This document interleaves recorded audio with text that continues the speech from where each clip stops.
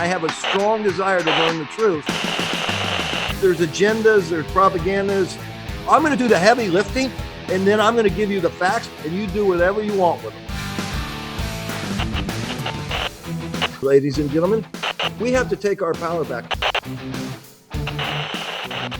Welcome, ladies and gentlemen, and this is the Get Real News Hour, and I'm your host, Mike Murphy. And today is September 8th, 2020. I hope everybody had a nice Labor Day. I know that I did. And we are brought to you by Transformation Talk Radio out of Seattle. We have the lovely Olivia producing the show today. We also live stream at Mike Murphy Unfiltered YouTube channel. And if any of the shows get taken down, which a couple have already, we archive them all at MikeMurphyUnfiltered.com. So you can always check archives of our shows will always be there. We come to you live Monday, Tuesday, Wednesday, 5 p.m. Pacific. Although today we're doing a pre-record because I'll be on an airplane. We have a very, very special guest with us today. I've been talking to this man for a number of years now. He's an expert in geoengineering. And he has a website called geoengineeringwatch.org. His name is Dane, Wigington, and he's a very, very passionate man, and he's put his whole life into this work. And so I applaud him for that. We'll bring him on in just a minute. Before I do, I want to cover a news story that I first saw yesterday and did a little more research this morning. And you can find it if you want to go deeper, jimstone.is. Jim Stone is a freelance journalist, alleged former NSA employee, and so he writes a lot of interesting articles. But this one I saw somewhere else. I actually saw it on Facebook first, but it really talks about the COVID-19 test kits were ordered by these countries in 2018. And when this got discovered, this is on the WITS website, the World Integrated Trade Solution. And when this story broke, they went and they tried to cover all their tracks and change everything, but they screwed up and they didn't change the order number or the amount ordered. And so there's no doubt that this COVID-19 is a pandemic, ladies and gentlemen, as I've been saying for the last 7-8 weeks we've been on air here, and it's a real scamdemic. So there's a lot of reasons for this. But today we're going to get into geoengineering with our special guest. Dane, welcome to the show. Thank you, Mike. Thank you for your efforts to help sound the alarm. We are definitely running out of time fast. Yeah. So what I want to do, because, this subject comes up a lot, and, I mean, I can't help myself if I'm out in public and they're spraying over us to point it out. And most people just look at me like I'm absolutely crazy. And you've been doing this work a long time. You have lots of scientific proof. But I want to go back 70 years ago. And I want to ask you, because that's when it started. And so who started it and why? And what was the agenda 70 years ago when they started this geoengineering? Well, the powers that be knew that the planetary thermal energy equilibrium was being thrown off, and the temperature rise heading into the end of World War II was going straight up. And we have archival footage of Mike. You've heard people when it comes to is this condensation or is it something else? Right. You've heard people refer to the World War II bombers had all these massive trails behind them, so that proves it's just condensation. You probably heard that argument, right? Right. Yep. So we covered from military archival footage B-17 bombers at altitude shutting a spray dispersion off. That means they were beta testing near the end of World War II. They absolutely were. So what we see is after World War II, from 45 to 75, the planetary temperatures leveled off against all predictions. At least statistically they did. We can't know how much was data falsification, but climate scientists around the globe didn't know that climate engineering had been fully deployed starting over the polar regions. And so you might remember in the 70s, there was some discussion about, we don't know why it's not heating. Maybe we're entering an ice age. That was some of the media then. But climate engineering appears to be the core part of that. And it had an initial effect, but you have many negative effects. And those negative effects have now completely manifested, which means that you get a short-term cooling effect while you're destroying the ozone layer, contaminating everything on the ground, which means root systems for trees, forests that begin to die. They no longer uptake carbon. You start to throw the whole cycle off balance. Again, not to mention contaminating every breath we take, disrupting the hydrological cycle, the rain cycle. So like the pharmaceutical cure for the human body, Mike, how many commercials have you seen? Take this for that, and here's, by the way, 50 side effects that are exponentially worse than what you're trying to treat. And it's the same mentality, but as the climate engineering negative aspects have kicked in, like the destruction of the ozone layer, disruption of the hydrological cycle, what does the military-industrial complex do? They just double down. They just expand the programs even further. And there are other agendas being carried out at this point, Mike. I mean, we can't attribute the climate decimation that's related to climate engineering. And again, I'm not denying other forms of human damage to the planet, not at all. We've been very poor stewards of our planet, and we have grave repercussions that we face because of that. But the climate engineering operations are the single biggest part of the equation that is disrupting the planet's ability to respond. But at this point, we see such a consistent effort, for example, to cut the rain off from California. And we know that they're cutting the rain off because we can see on satellite imagery. I just looked at it this morning. The aerosol operations in the Eastern Pacific off our coast are totally disrupting, derailing, and diverting the hydrological cycle. We know they're cutting off our rain. At this point, it can only be considered weather warfare, and whatever other agendas are being carried out, the U.S. population, like populations all over the globe for so many decades, are being subjected to weather warfare, and that's simply can't be argued at this point. And in regard to this not being condensation, if I could, one more point, I'm sorry. Please, go ahead. For your listeners, we have filmed footage of these aircraft at altitude, nozzles visible, military tankers, KC-10s, KC-135, C-17s, spraying, nozzles visible, turning on and off. End of argument. It's not condensation. Go ahead. Yeah, sorry, Mike. I mean, that's indisputable. I mean, you know, Ray Charles can see what they're doing and what's coming out of these airplanes, right? So in my mind, that's indisputable. But where I'm a little confused, I thought 70 years ago, they started this to be able to control the weather, control the jet stream. But you're telling me now they started this to cool the planet because they knew it was heating up. Is that what you're saying? Well, let me add with that. I didn't mean to categorize it as that as an only objective, not at all.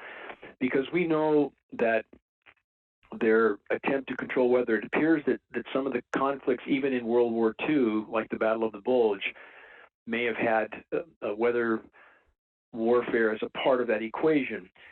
We know from film footage at the beginning of my East and West Coast broadcast every week is President Lyndon Johnson raving like a lunatic in 1962, he's then vice president, that we had the power to control the world's cloud cover then in 1962, and quote, "He who controls the weather controls the world." Certainly this is the crown jewel weapon of the power structure. So forgive me, I did not mean to in any sense paint a picture that this is somehow benevolent. Not at all. In fact, even the attempt to, because the U.S. military states on the record, your listeners can look this up, the top military brass, U.S. military, has stated repeatedly that the greatest national security threat of all is the unfolding climate collapse. So they see this justifiably as a military threat, and it's for their own preservation that they are engaged in any attempt to mask the severity of warming. It's not for the greater good, not at all. The repercussions are far too grave. This is, killing the planet to save it. It's disabling the planet's ability to respond, as I stated, but we see sub-Saharan African countries, Middle Eastern countries that have had their precipitation cut off. Then those countries are forced to cooperate with U.S. dictates. We have the leaders of some of those countries on the record, like the leader, former president of Iran, Ahmadinejad, stating NATO was cutting off their precipitation. So this is a covert weapon of war, and it's being used against the U.S. population now as well. And I would argue, again, based on current statistical data we have, and Geoengineering Watch has stated this for over a decade, that the planet's ability to support the populations has broken down to the point that the current paradigm is no longer sustainable. Fisheries are collapsing, crops are collapsing, and again, all of this is intertwined, much of that woven into the decimation that climate engineering has caused in the first place. But countries around the globe, superpowers, China, U.S., Russia, they all know that they can no longer maintain the current paradigm, and there is cooperation with climate engineering. We know that. We have Senate documents as long as 800 pages proving that, posted at geoengineeringwatch.org. I mean, it's not speculation. It's called cross-border ramifications. You can't climate engineer over your own country without affecting the entire world. All the countries around the globe, with a few exceptions, Iran being one, have been actively or passively cooperating with these programs for decades. So, again, we're not speculating, but at this point, the threat posed by the climate engineering, aka weather warfare operations, would have to mathematically, statistically be considered the greatest threat we collectively face short of nuclear cataclysm. So let me ask you a general question and then another question you might not be able to answer. But so it appears to me, and this is a statement, and then you can correct me if it's right or wrong, but it appears to me that they started this for weather modification. As Johnson said, who controls the weather controls the world. So they started it and it got away from them. And now they don't, now they got a huge mess. I mean, and the whole system is falling apart. My question then is, if they hadn't have started this 70 years ago, would Earth naturally heat up, or would we be in this mess, or would it be worse? Okay, that's really a core question, a very exceptional question. So it's a somewhat complex question. So first, there's nothing natural about what's happening on the energy balance of our planet right now. Again, it's no more natural than if you ran someone over in a crosswalk and claimed they died of a heart attack. There's nothing natural about what's happening. The planet was in the elliptical phase of its orbit, was cooling before they started the Industrial Revolution. So the warming was occurring. When you pump that much greenhouse gas back into the atmosphere, warming does occur, no question. But the core of this problem with climate engineering is it has completely derailed the planet's ability to respond. So if we go back 5.1 or 2 to 3.2 million years ago, the Pliocene epoch, much more carbon in the atmosphere then. Was the Western North American continent burning to the ground and other parts of the world like it? No, because the hydrological cycle, the rain cycle, increased with the warming, and the forests were more stimulated, and the growth occurred. They uptook much of that carbon, and it helped to regain the Earth's equilibrium. And climate engineering has completely derailed that process. So without climate engineering, and climate engineering, by the way, also destroying the ozone layer, if we took that one factor alone, if we had no other challenges, mathematically right now, based on current readings, we have a NASA contract engineer, former NASA contract engineer that works directly for us with metering equipment. We supplied him based on current calculations at the current rate of ozone destruction, climate engineering being the core part of that. If it continues, we face total ozone layer collapse in less than a decade, perhaps 2026, game over. So if we take, again, the climate engineering component and plug it into what's happened to the planet, even though we've been horrible stewards of the planet, the buildup of greenhouse gases would have at least been compensated to some degree, to perhaps a very large degree, a degree to which we will never know because climate engineering has now taken that opportunity away from us, from the planet's natural equilibrium systems. Plankton is one of those systems. So plankton is the largest sequestering mechanism of carbon on the planet, largest producer of oxygen on the planet. Back to the UV destruction of the ozone layer and the bombardment of UV, it kills plankton. Plankton have to feed in the upper columns, water columns, because they photosynthesize, and now the UV is killing the plankton. So it's killing the plankton, killing the trees, killing the planet's ability to sequester carbon. The rain cycle is completely disrupted. Climate engineering, we now have enough data to conclude they are actually setting the stage for massive forest fire burn downs in certain regions to help put enough particulate matter into the atmosphere to temporarily cool certain parts of the planet. Now, is that not the definition of insanity? Yeah, yeah. Ensuring that none of us get out of this alive, Yeah. to buy a little bit more time of business as usual. And we did a very in-depth report at geoegineering.org. That's quite a statement, I understand, to think that governments would be insane enough to facilitate setting the conditions, i.e. drying the forests out and making them much more combustible, to burn hot fires, to put enough particulate in the atmosphere to temporarily cool, for example, the Arctic. That's a very profoundly difficult conclusion to accept. We have peer-reviewed science study that states that there would be a, quote, benefit for that exact process. And that's listed in our report. So that's how desperate they are. That's how desperate the cancer is to maintain itself, to sustain itself. And all of this, again, these particles, aluminum, barium, strontium, manganese, polymer fibers, all of it raining down through the air column, all of it being inhaled and absorbed by us, Mike. And we've had peer-reviewed study on human hearts now that are showing up not just in urban areas with not millions, but billions of polymer nanoparticulates embedded in them. So again, the danger posed by climate engineering from countless directions can't be quantified. So, and let me just comment one thing, because I had my heavy metals tested maybe 5 years ago, and my barium was 300% above normal. So, what you're saying is absolutely resonates. And you talk about the oceans dying and the forests dying, but also our brains are dying, our lungs are dying, our health is being decimated. We get these heavy metals into our system. So, let me ask you this: other than you, okay, first of all, have you been able to figure out where the funding for this, because it's a huge project, where the funding comes from? And other than you, is anybody like sounding the alarm bell out there? Well, first question on the funding. When we know that the dollar has been, by use of the atomic bombs in World War II, forcing countries to accept the dollar as a global reserve currency, and that was part of that whole process. The U.S. not only had nuclear bombs, but they're willing to use them on innocent civilian populations. They thus forced the dollar as the global reserve currency. Thus, U.S. central bankers could print as much as they wanted and for whatever they wanted, and that's what they've done. So when we have data to corroborate that the Pentagon is missing $30 trillion since the late 90s, 30 trillion with a T. Where did they get that 30 trillion extra to begin with, and why is it missing, and what else don't we know about? So literally, they've been able to fund whatever they want.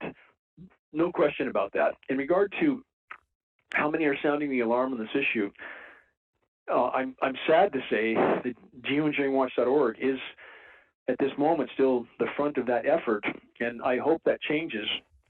We need legions of academicians to step forward. There are sites and sources that are addressing the issue online to some degree, but they're not using the science terms. They're not sticking to the science data. They're coming to all sort of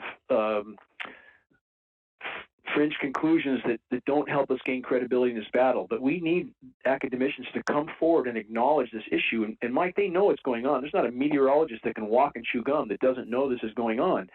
But to protect their paychecks and pensions, they're cowering in the shadows. We have a federal gag order right now on all National Weather Service and NOAA employees. So there's a gag order on the nation's weathermen. That should be a massive red flag. So we have everybody pretending that this climate engineering elephant in the sky isn't there, while it's literally pounding the nails into our collective coffins with each passing day. Yeah, and I love how big corporations, if they, let's say they run a photo ad, they'll have white trails in the sky and part of their picture, or you watch on TV, or even the weather people that you talk about. Some of them said, they almost make it like it's normal that the sky all of a sudden when we were growing up it was blue and now it has this white haze to it. And so the gag thing, so they're not allowed to speak about this. Is that their order that they have to sign to get their job?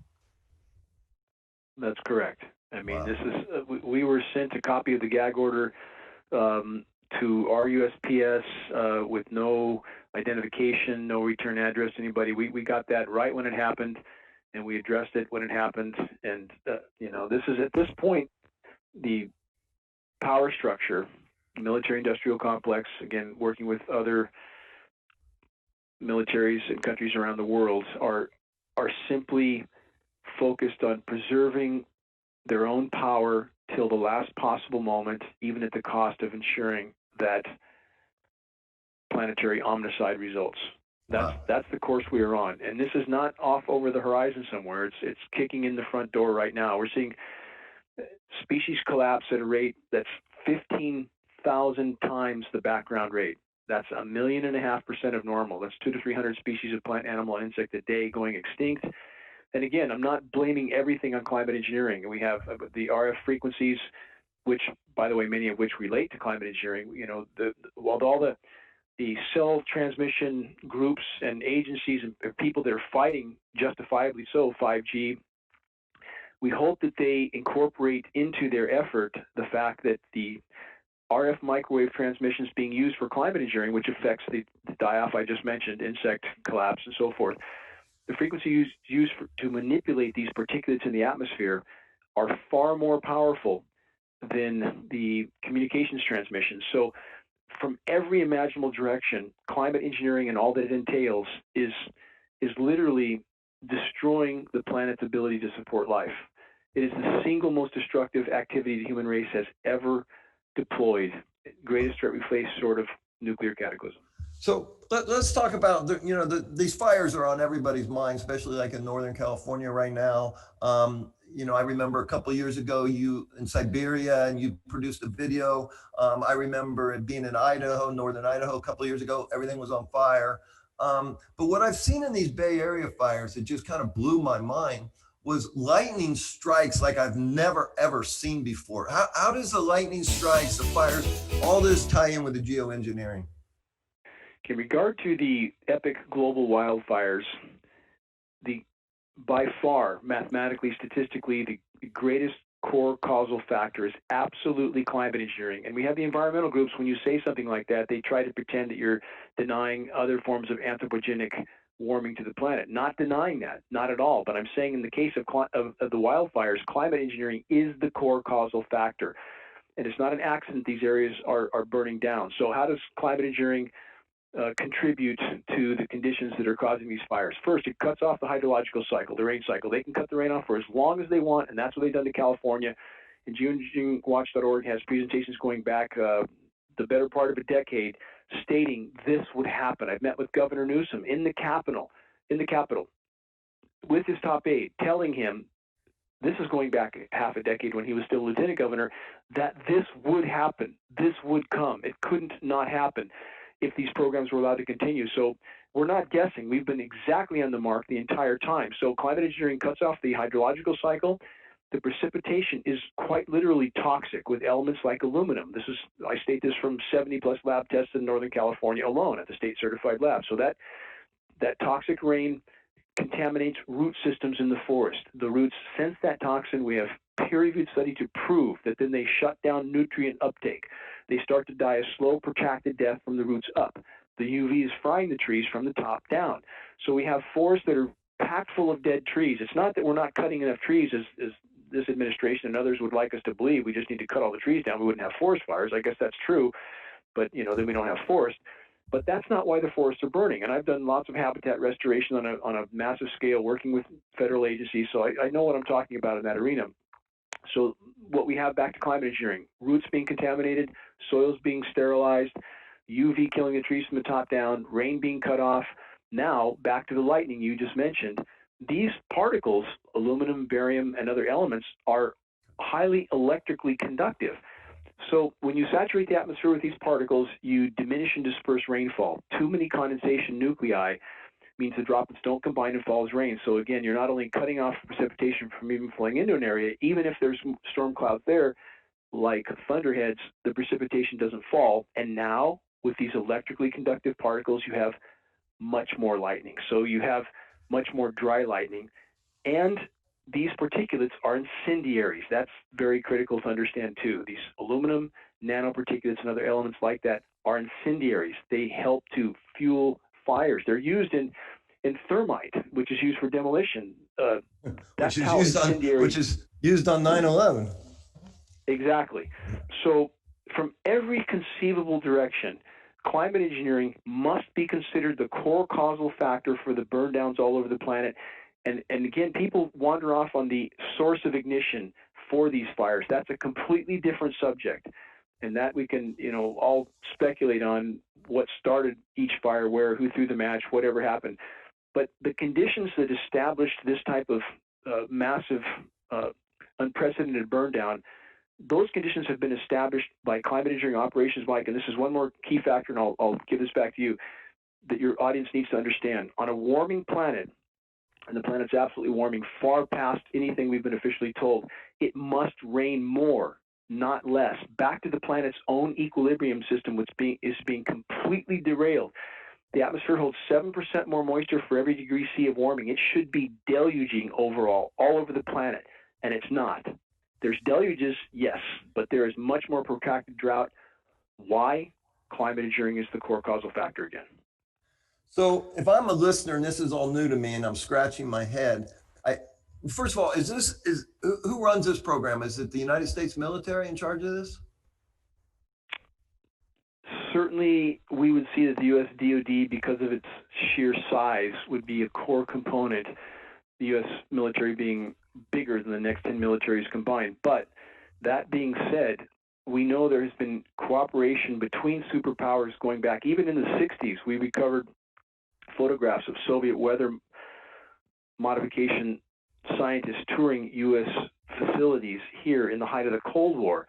Obviously, this cooperation has been there for a very, very long time. We know there's cooperation now with the whole COVID pandemic.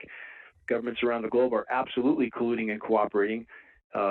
And we found also what you announced at the beginning of this show, the WITS shipping data showing not just 2018 for shipment of the COVID test, but 2017 all over the globe.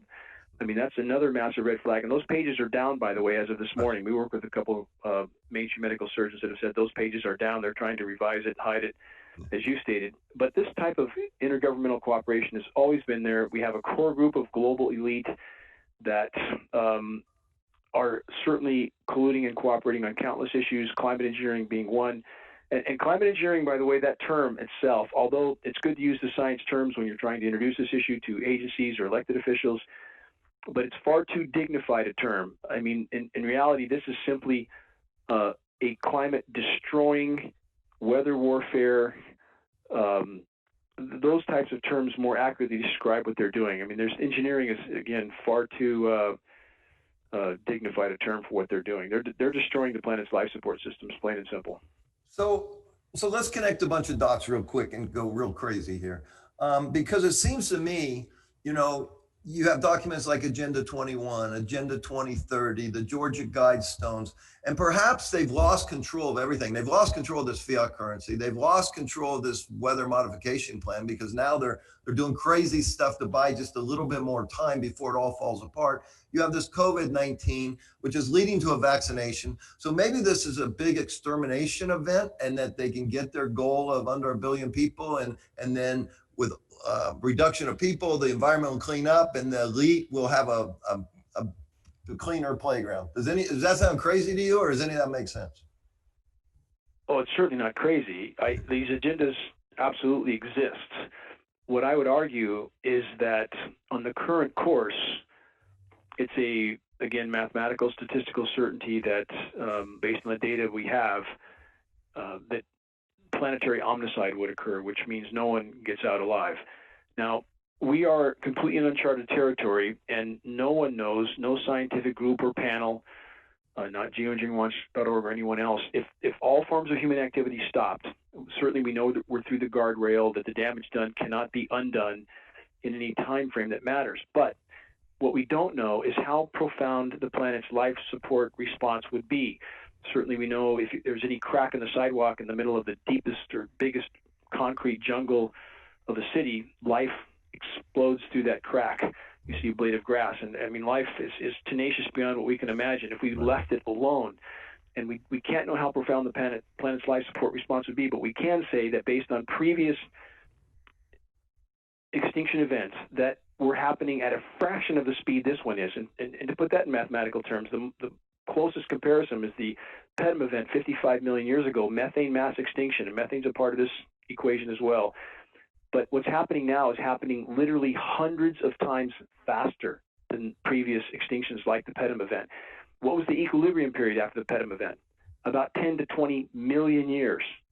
And what's happening now is, again, exponentially worse, happening exponentially faster. We can't know what an equilibrium period would be. But the point is, if we can salvage any part of Earth's life support systems, isn't that worth fighting for? Absolutely. And for those, again, with all their agendas, those in power, and again, the reality of these agendas is certainly undeniable. But all those points become moot if the whole ship sinks. And in the current course, the whole ship is absolutely sinking. So all their bunkers, their underground facilities don't mean much. They might survive slightly longer. But if you trigger a full-blown runaway event, Mike, Venus syndrome is the result. And that is not a metaphor. When you have the oceans that could literally boil into the atmosphere, as what happened on Venus, that's game over time. And the methane that's exploding right now, and again, Mike, you know that a lot of, in order to create division and polarize people, that livestock is blamed for all the methane. Right. And that aggravates a lot of people. And although it's a problem when they cut down forests to grow cows, that's a problem. But a bigger problem is the methane that is thawing from formerly frozen hydrate deposits and exploding into the atmosphere. This is what's been happening in the Bermuda Triangle for the last 70 plus years. That's what the ship sinkings are about. The oceans are warming. It thaws formerly frozen methane fields on the seafloor. They thaw, expel, it aerates the water like a bottle of champagne. Ships have no buoyancy. They go to the bottom intact. That's what's been happening. So if your listeners search Siberian methane craters and look at the photos, they will be shocked to see what they're not being told. There's on the tundra areas of Siberia, it looks like a nuclear exchange took place. There's massive, perfectly circular craters, some 100 or 200 feet deep, hundreds of feet wide. This is methane exploding into the atmosphere. Why is that so much of a problem? Because methane is, over a 10-year time horizon, about 120 times more potent than CO2 as a greenhouse gas. It's covering our planet right now like a layer of glass. That's why nighttime low temperatures don't cool off anymore. And climate engineering, in the attempt to hide this from populations, not to make it better, not to mitigate in some constructive way, but to hide it, have actually further fueled the process. Yeah. And I was watching some of your videos on your site, folks. If you want to learn more, go to geoengineeringwatch.org. And what I was watching this morning on your site is some guys in the Arctic with like a spear breaking through the ice, and then someone with a lighter lighting the methane gas as it explodes through the ice. I mean, it's so visible and so real. And you're saying this is going on a huge scale. And that's what could just destroy everything in a blink of an eye. Exactly. And yet again, the climate engineers from every conceivable direction have made that situation far worse, not better. And in regard to the Arctic, which we are perilously close to what's called a BOE, a blue ocean event, which means the first time that there would be no Arctic ice for the summer months in several million years. Now, when you lose the Earth's air conditioner, the polar regions are, the ice reflects about 90% of the sun's incoming thermal radiation. The ocean absorbs about 90%. So when you lose that white ice, and now the oceans begin to exponentially superheat, and that methane really begins to blow out from the shallow seas in the Arctic, that again is a runaway event. It appears to be underway already to some degree. Now, the climate engineering operations have used what's called chemical ice nucleation for weather modification to create engineered winter events, which we're having today. By the way, Mike, did you see in Denver, Colorado, they were about 100 degrees yesterday, and now they're snowing? No, I'm flying there this afternoon, and United just sent me an alert that we might not be able to land. I mean, this is insane. It's summer, and it's going to snow there. We might not be able to land. I mean, keep in mind what the temperatures were yesterday, and the day before was pushing 100 there as well. This is a process called chemical ice nucleation for weather modification, so they can take what's called endothermic reacting chemicals. I'll weave this back into the Arctic in a moment. And they can seed cloud moisture with this, and it causes that moisture to nucleate. It's an energy-absorbing reaction, just like your first aid kit that sits on your shelf for 20 years, and you, at room temperature or hotter, you mix those bag of chemicals for the ice pack, and you have ice instantly. Right. That's an endothermic reaction. So that's what they're doing. That's what they're using. Highly toxic, but they can literally create engineered winter events. And that's how much power they have over the climate system. Now, it's a shallow layer of cold, and that's why they use Denver for this a lot, because Denver's a big basin. And that shallow air sits in there. They can create the headlines they want. And even though California is obliterating heat records, we broke our heat record here in Northern California 2 days ago. We broke the former record by 10 degrees. I mean, this is inconceivable. But they can put out some headlines that look how cold, cold, cold it is in Denver, and people here, even though their forests are burning down, it's frying every day, they go, oh, well, what a relief. At least it's cold somewhere. And so it's a psychological operation. And that's why we see hail today the size of softballs and maybe even watermelons at times because of that. Is that correct? Exactly. You're exactly right. That is exactly what the cause of that is. Or your listeners should look up, this will shock them, Ice Balls Lake Michigan. And we have them not trying to really cover this much anymore because they can't explain it. And it's not happening just in Lake Michigan. It's happening along the shores of the Arctic. So let's weave all this back to the Arctic. These massive, perfectly spherical ice balls, that is from the ice that's building up around this endothermic chemical. I mean, it looks so insane to see beaches covered with these basketball-sized, perfectly spherical, ice chunks. And so they are chemically nucleating the Arctic sea surface to try to create slush, which they then call ice packs, so they can hide the fact that the ice is imploding. What are they doing by doing that? They're literally capping the heat in the ocean so it can't escape into the atmosphere. So in the attempt to mask the problem, they are making it worse. Does that make sense? Yeah, I mean, to me, it sounds like they've lost control and they're just throwing stuff against the wall and seeing what sticks, and they really don't know what they're Yes. doing. Yeah. I would fully agree. I would fully agree. At this point, they're chasing a ball downhill with no regard for the consequences of what they're doing. And, if we continue on this course, all bets are off. And I would relate COVID into this. What we said at geoegineeringwatch.org for the last decade plus. When climate and environmental collapse becomes impossible to hide, meaning, store shelves are close to emptying out, population can't be fed, they will play big cards like global conflict, false flag, and pathogen release. We've said those three elements for the last decade plus. Wow. We see that happening now. Wow. So this is what should have been expected. Current paradigm can no longer be maintained. Power structure is more desperate and dangerous than ever. And we can hide from a vaccine. You can hide in your house, perhaps lock the door. Right. You can't hide from the air you have to breathe. And it appears we have peer-reviewed studies to prove that even the CV-19 pathogen, even though we know they're overblowing it, we know they're at this point causing a lot of or claiming a lot of mortality from CV-19 that's not really from that, but they can release something much more virile anytime they want. Yeah. And it appears that atmospheric dispersions have been used to more uniformly distribute this element.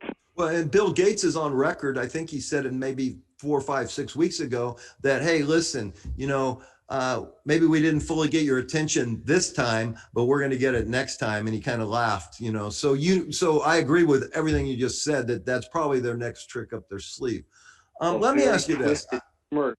That smirk at the end with him and his wife, I mean, Yeah. it was just Evil. diabolical. And if I could, into that statement, if I could add one more little point that would be relevant, the world's second most recognized geoengineer, Dr. Ken Caldera, who we have an audio of at geoegineeringwatch.org of him stating on the record, we've posted this audio, one of the things he did for the Department of Defense was to design ways of spraying pathogens into clouds to infect the population below. That's what this scientist, this geoengineer, second most recognized geoengineer, did for the Department of Defense. And guess who he works for now?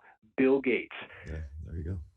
So, yeah, folks, listen, ask yourself one question. If you think we're crazy with this conversation, why is there a patent on coronavirus? Why is there a patent on COVID-19? Why is there a patent on Ebola? Why is there a patent on HIV? Why is there a patent on SARS? I mean, what are they doing? So, that's all provable stuff, and ask yourself why. So let me ask you this, because I want to just personally know how you deal with this, because what we're talking about right now, and you talk about every day of your life, is the destruction of humanity and the destruction of the earth being able to sustain life. And so with that said, and you can prove it. So with all that said, and I do my little bit with the show to try to wake people up, because it's the only trick I got up my sleeve. I mean, but how do you reconcile with yourself how people are just sound asleep on this? Why aren't there massive demonstrations going on? I wish I had an adequate answer, and that is, something I've wrestled with probably every day for the last 20 plus years. And people, they convince themselves that, quote, they wouldn't do this to themselves. How many times have you heard that? People deny because they say they would. Okay, and so let's stop and think about that. What else have they done to themselves? Already, 2,000 plus nuclear detonations that contaminated everything on the entire planet, enough nuclear weapons to destroy humanity about 10,000 times over, and they're building more. We have Fukushima that is going to be an extinction level event by itself if other factors don't do the job first, which I will argue on the current course is going to be the case. Other factors will take us out first, but we have Fukushima, triple nuclear meltdown, and we're building 60 more nuke plants right now. Bottom line is that those in power are like a cancer. Does a cancer intend to kill its host? No, a cancer intends to proliferate at any cost. The consequences aren't a factor. the host eventually dies. And that's what we're dealing with. We're dealing with a cancer, a headless, heartless, soulless cancer. Every part of that cancer just, quote, doing its job, looking after its own personal paradigm, and not taking into account that the entire ship is going down. So when you hear the excuse that they wouldn't do this to themselves, they already have.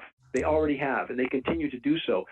So as far as how I cope, Mike, I remember always what's in my power and what's not. If I get caught up on what's not in my power, I'm not going to be effective at carrying out what is. So all those people in your broadcast should consider that they have much more personal power than they have perhaps chosen to believe if they would simply choose to implement that power and to try to place. We're playing chess. We need to play effectively. So, well, if we could bring this issue to light, if we could bring one issue to light right now, I would argue the climate engineering assault and the atmospheric aerosol spraying, which weaves into COVID and everything else, if we could bring that to light all over the globe, it would cause a shockwave as populations realize and are forced to face what their governments have done to them without their knowledge or their consent. And if we could do that, and then our military brothers and sisters who are carrying out these programs realize what they're doing to not only their other fellow Americans, but their own families, we could have a chance of stopping this from the inside out. That is the only way we can stop this, and that comes back to a critical mass of awareness, which each of your listeners could play a huge part in. But you do that effectively. You don't point at the sky and start to rant.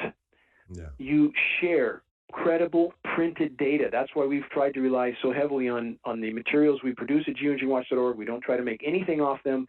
We distribute them for our approximate cost of producing and shipping. We mail out lots of free materials to radio broadcast people, and we're simply doing everything in our power and within our means to bring this issue to light. And if we can, I would argue we'll drag everything else with it, and we may have a chance of salvaging some part of Earth's life support systems, and that's worth fighting for. So of all the issues in the world right now, this incredible amount of debt, the 30 trillion missing that you just mentioned earlier, on top of the 27 trillion acknowledged, on top of the financial mess, on top of this COVID-19, on top of this Antifa and this BLM, this is the single most important thing that we need to stop, because this will be the destruction of life if we don't act soon. Is that what I'm hearing from you? That's exactly correct. And it weaves into every imaginable aspect of our survival, and to weave that even into nuclear cataclysm. How does climate engineering connect to nuclear cataclysm? It completely connects. I mentioned earlier the destruction of the ozone layer. Now, with Earth's protective layers of the atmosphere damaged, if we have a large CME, coronal mass ejection, solar flare, and we have a Carrington-type event that shuts down grids all over the globe, now we have Fukushima times 100 or 200 with nuke plants that can no longer cool themselves.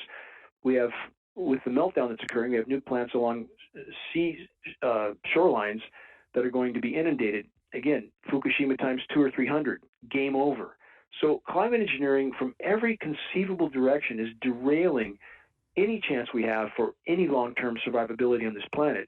And if we can expose and halt it, we'll have many other challenges to face. I'm not denying that, but I'm saying you start with the biggest hole in the bottom of the boat, and that is the atmospheric aerosol assault, weather warfare, which is also biological warfare because these elements are toxic, and these platforms are also very likely being used to disperse biologicals, and we have enough data to back that up as well. Yeah. So it appears to me that the really big spraying is done by, Air Force type of jets, maybe even drones, I don't know. But what about the airlines? Because it seems to me that those contrails from airlines now are longer and longer. Are they involved in this? Commercial aircraft are absolutely involved. Exceptional question. So let's look at right now, since we had the big COVID lockdown and all the air traffic diminished, right?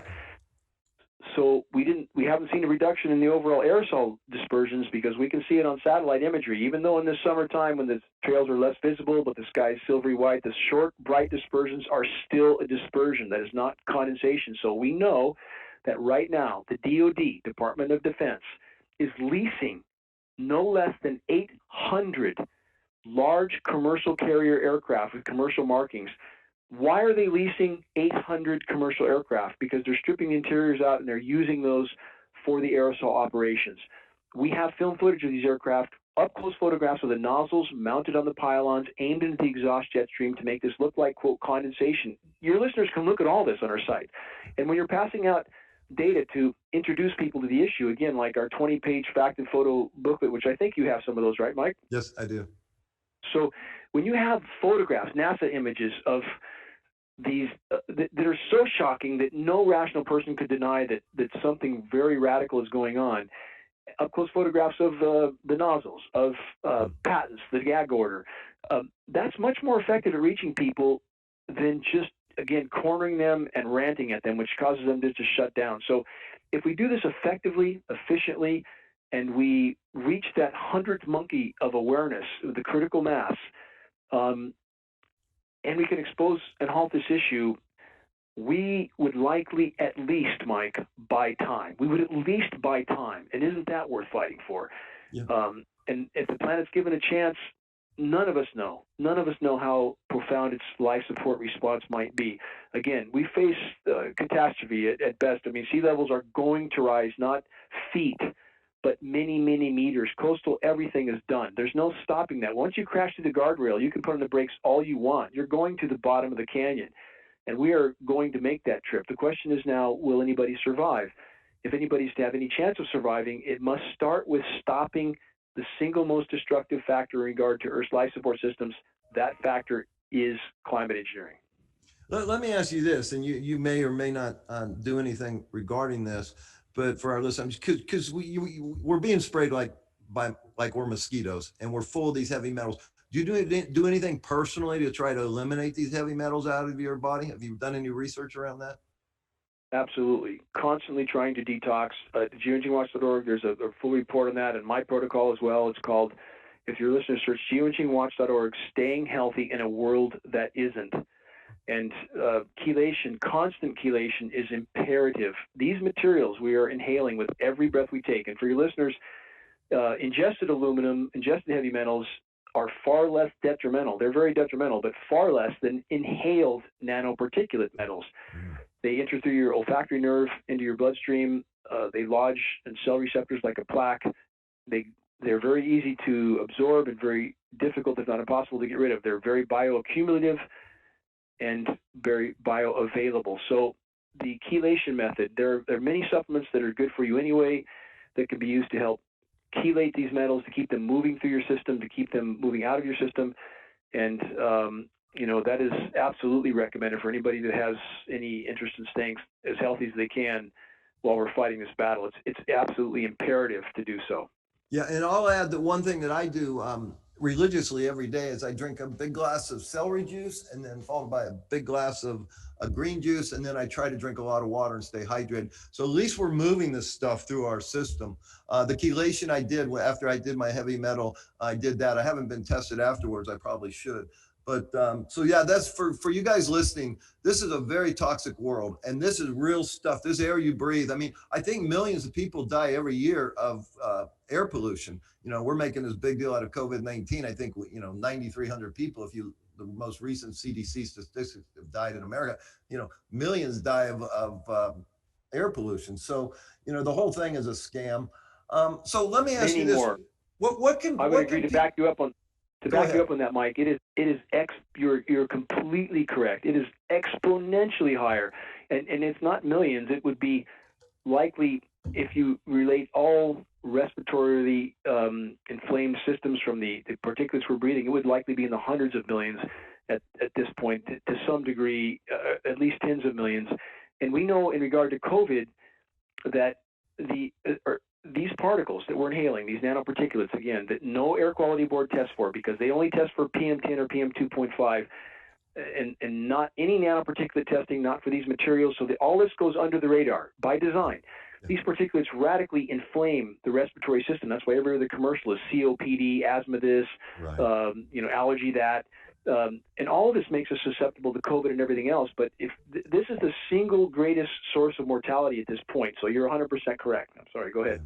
No. So I know that you're working on a project now to really try to bring more eyeballs to this issue.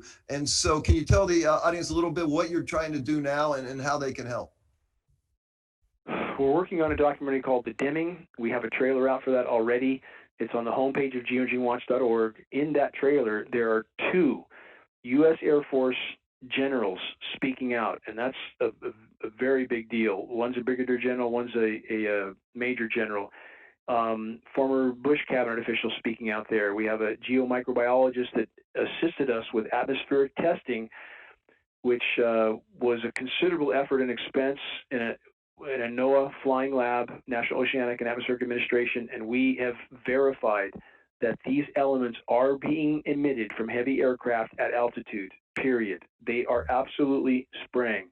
And if we look at the stated goal of the climate engineers, a confrontation I had with the world's most recognized geoengineer, Dr. David Keith. Your listeners search Dane, Wigington, David Keith. They'll find that video online, I think, still up, where he was pushing that agenda of dumping 20 million tons. Try to get your arms around that, Mike.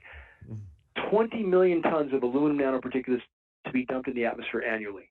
20 million tons. And when I confronted him at an international conference, and I was banned from that point on, as to had any toxicological studies been done, he said in no uncertain terms, no.